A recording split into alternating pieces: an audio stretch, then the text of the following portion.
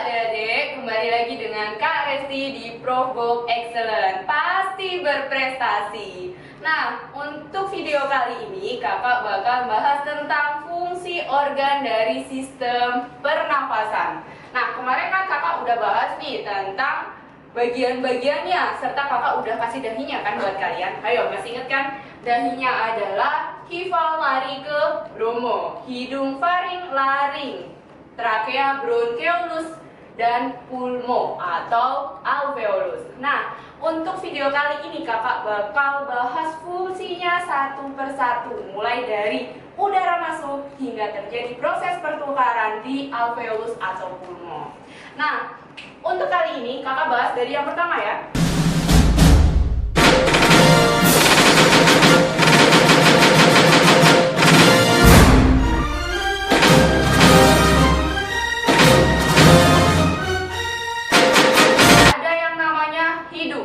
Udara masuk, dia paling awal pasti melalui hidung. Nah, di hidung kira-kira ada apa aja sih?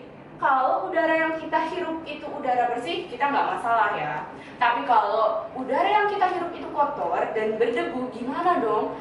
Itu nanti masuk ke paru-paru kita loh. Nah, jadi di hidung itu dia ada yang namanya bulu hidung.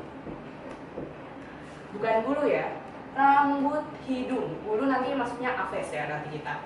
Jadi ini namanya adalah rambut hidung.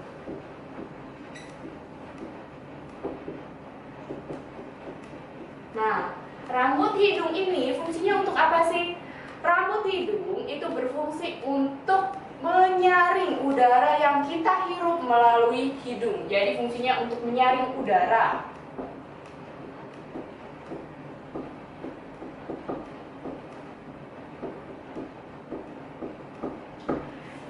Tenang, di dalam hidung tidak hanya ada rambut hidung loh, tapi ternyata juga ada yang namanya lendir, tapi lendirnya tidak terlalu banyak. Dia hanya berfungsi untuk melembabkan saja. Jadi ketika udara masuk, dia akan dikondisikan atau dijaga temperaturnya oleh lendir itu. Kelembabannya juga dijaga. Jadi ketika udaranya masuk, ada kotoran, dia akan menempel di situ, akan ditangkap oleh rambut hidung dan menempel oleh lendir. Jadi akan menjadi kotoran hidung atau biasa disebut sama kalian iya. Nah, gitu. Kemudian setelah udara disaring di hidung, dia akan masuk lagi ternyata kemana? Ke faring. Nah, faring itu di mana letaknya? Faring itu ada di antara saluran pernafasan dan saluran pencernaan. Jadi di faring itu ada pita suara dan ada yang namanya epiglotis. Apa itu pita suara dan apa itu epiglotis? Pita suara. Kalau pita suara, pasti itu akan menghasilkan suara sehingga kita bisa ngomong, kita bisa nyanyi, kita bisa ngobrol. Itu adalah hasil dari pita suara. Jadi dia penghasil suara.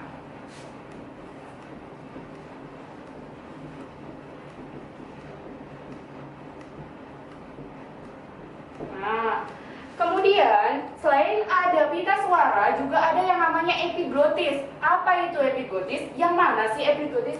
Epiglotis itu yang ini.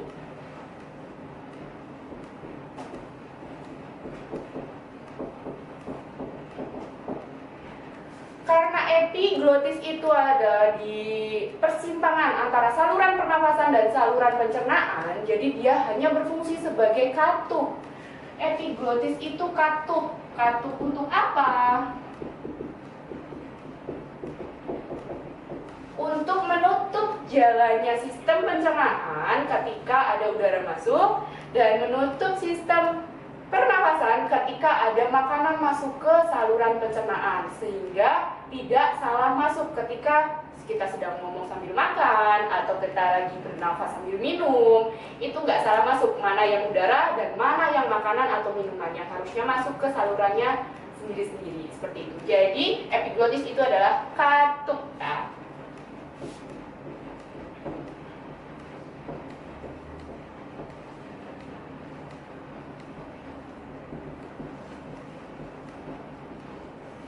Katup yang memisahkan antara saluran pernapasan dan saluran pencernaan. Nah, setelah dari faring, dia akan turun lagi kemana? Ke laring. Jadi laring itu hanya penghubung antara si faring dan trakea. Udara akan dimasukkan ke laring, kemudian turun lagi ke trakea. Nah, di trakea ini nih, trakea apa sih? Trakea itu bentuknya seperti pipa. Jadi ini kakak udah gambarin, ada garis-garis di tengah. Itu adalah tulang rawan atau cincin tulang rawan. Nah, garis ini cincin tulang rawan ya, kakak tulis aja.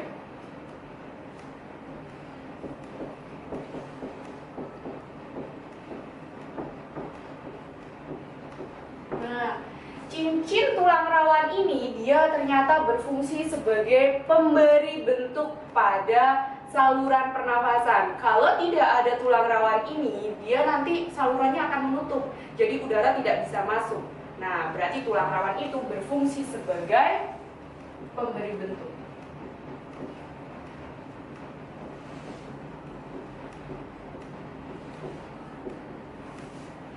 Nah, ada berapa sih ternyata tulang rawan yang ada di trakea itu?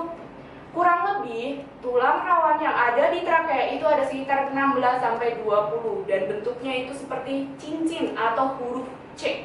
Nah, tapi ada jedanya ya. Jadi kurang lebih bentuknya dia kayak gini. Nah, plus minus 16 sampai 20 cincin tulang rawan. Nah, setelah itu dari trakea dia akan dimasukkan kemana udara? Dia akan dilanjutkan ke bronkus. Bronkus ini adalah percabangan si trakea. Nah, bronkus itu hanya berfungsi sebagai saluran aja. Bronkus dan bronkiolus ya, dia berfungsi sebagai saluran. Berarti kakak nulisnya 2 aja sekalian.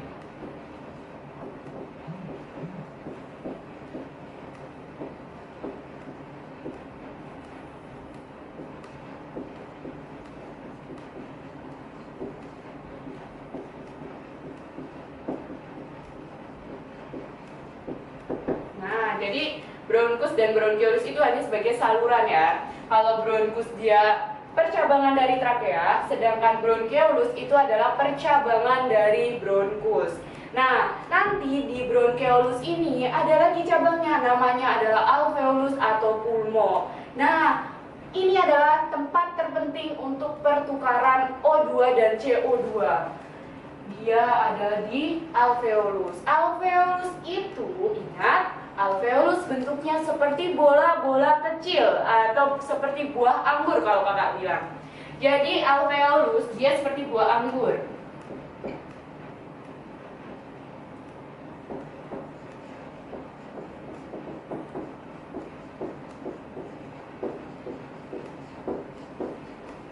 Ingat, di alveolus atau pulmo itu adalah tempat pertukarannya antara O2 dan CO2.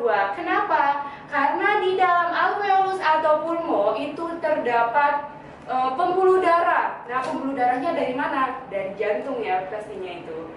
Nah, di situ terjadi pertukaran antara si udara dengan udaranya O2 atau CO2 ya, dengan si pembuluh darah. Ketika pembuluh darahnya membawa CO2, maka O2-nya akan bertukar di situ.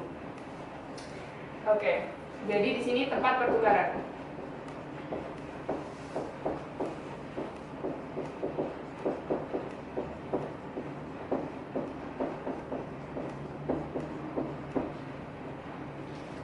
Nah, jadi kalau alveolus dan pulmo intinya dia hanya sebagai tempat pertukaran karena di dalamnya adalah tersusun oleh pembuluh darah ya. Pembuluh darahnya itu membawa O2 atau CO2 dari jantung. Nah, sampai sini ada yang mau ditanyakan nggak nih kira-kira? Sampai sini paham nggak? Insya Allah paham ya, karena bagian-bagian dari organ pernafasan sudah kakak jelaskan dan kakak kasih fungsinya secara detail. Jadi buat kalian yang mau request materi, besok kakak bakal bahas materi apa nih kira-kira? Bisa komen di bawah ini. Dan jangan lupa di like dan subscribe channelnya kakak, karena kalian bakal mendapatkan ilmu yang banyak sekali. Oke, sampai sini dulu video dengan kakak. Sampai ketemu lagi di next video. Dadah!